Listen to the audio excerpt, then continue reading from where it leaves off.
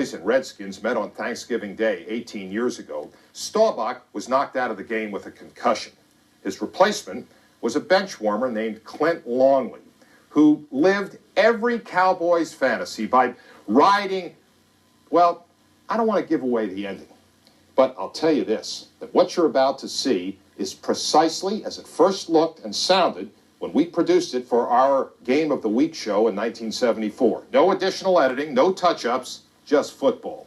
Just the way it was way back when. This ESPN.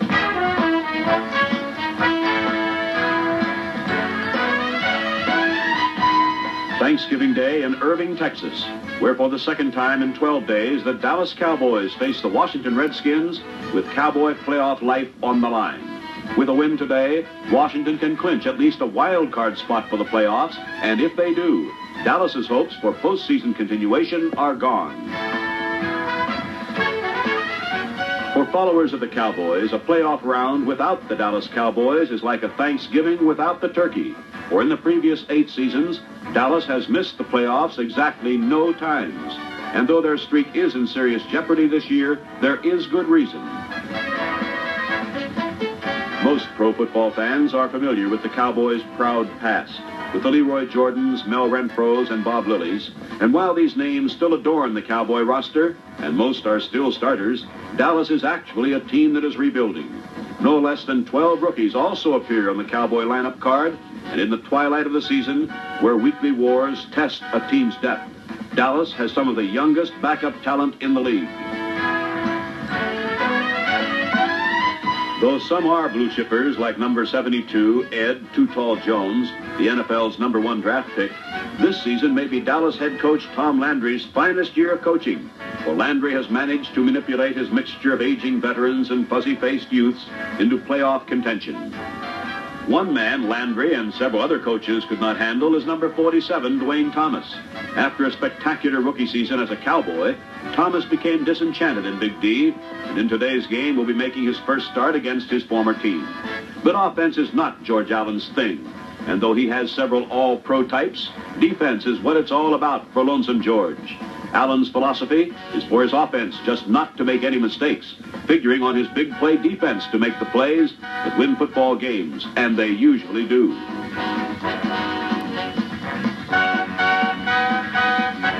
When the two teams met 12 days ago, Washington jumped to a 28-0 halftime lead. But by game's end, Dallas had clawed to within 7 points and had 4 cracks from the Washington 7-yard line. They could not punch it in. And indeed, that loss, more than any, is the one that put the Cowboys in such desperate straits. Today's game is do or die for Dallas. If they lose, they are out of it. And even if they win, it will take some long, odd circumstances to put them in the playoffs. But that's not about to draw less than 120% effort from the desperate Dallas Cowboys as they face the Washington Redskins in the NFL Game of the Week.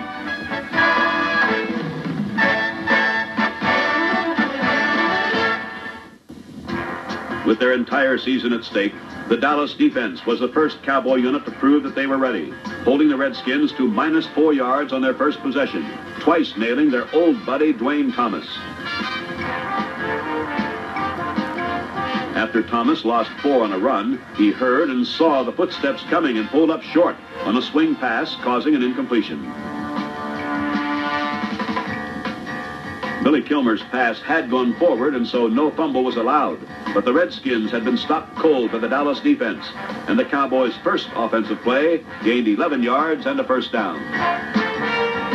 But Dallas could go no farther, thanks to a fine play by Darren Talbert, number 72, and then by what Talbert called the key to beating Dallas, forcing Roger Staubach to run, negating the Cowboys' air attack, and possibly negating Staubach for the day.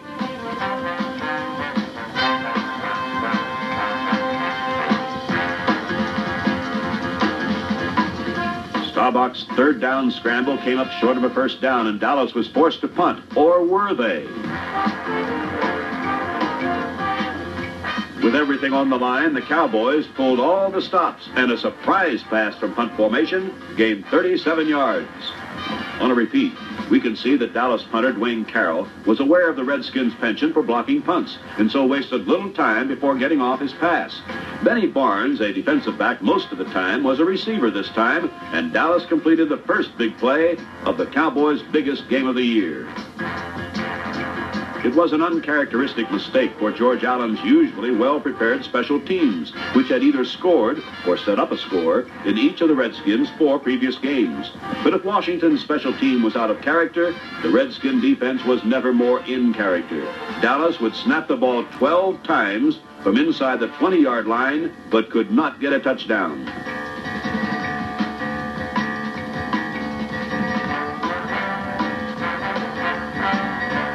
With a third and pass situation, Staubach rolled right, but pressure from Bill Brundage caused him to throw too soon and off balance, and Pat Fisher intercepted.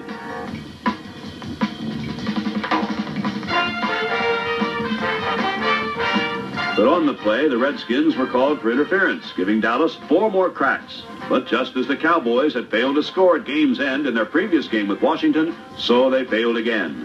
Given new life on the penalty, Dallas could not pierce the goal line stand defense of the Redskins.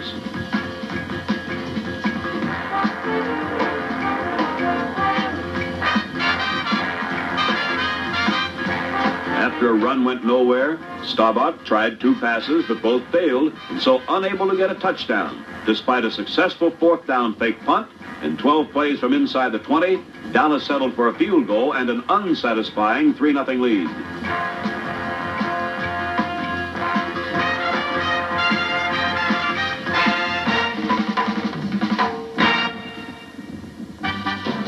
Buoyed by the inspired play of their defense, the Washington offense began to crackle on their second series of the game. Mixing pass and run beautifully, Kilmer moved the Redskins to the Dallas 28-yard line.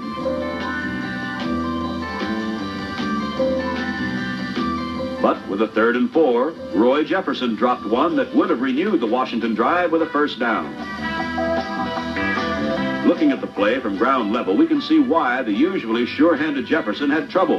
The partial dome of Texas Stadium creates strange light and shadow patterns, and Jefferson was trying to catch a ball coming out of shadow into blinding sunlight. Washington, like Dallas, would have to settle for a field goal and a 3-3 tie at the end of the first quarter.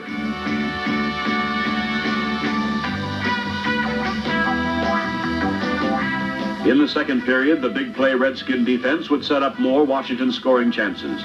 The first time, a combination of great coverage and a foolish pass by Staubach created a turnover.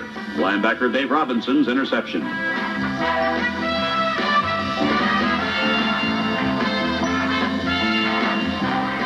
Robinson carried to the Cowboys' 23, but the Dallas defense dug in and stopped 3 straight runs short of a 1st down. The big play being a 3rd and short from inside the 20.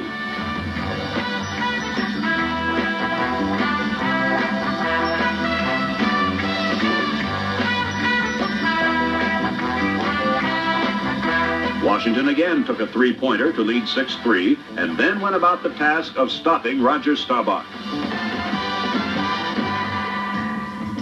For the remainder of the half, Staubach would complete just 1 pass, and that didn't count when 2 offensive players touched the ball consecutively. Then, according to the Dyron Talbert plan, the Redskin defense began making the plays that would win them the game if his plan were valid. By forcing Staubach to run, the Redskins hoped to knock rambling Roger out of the game. That didn't happen on this play, so Talbert, number 72, went after Staubach himself.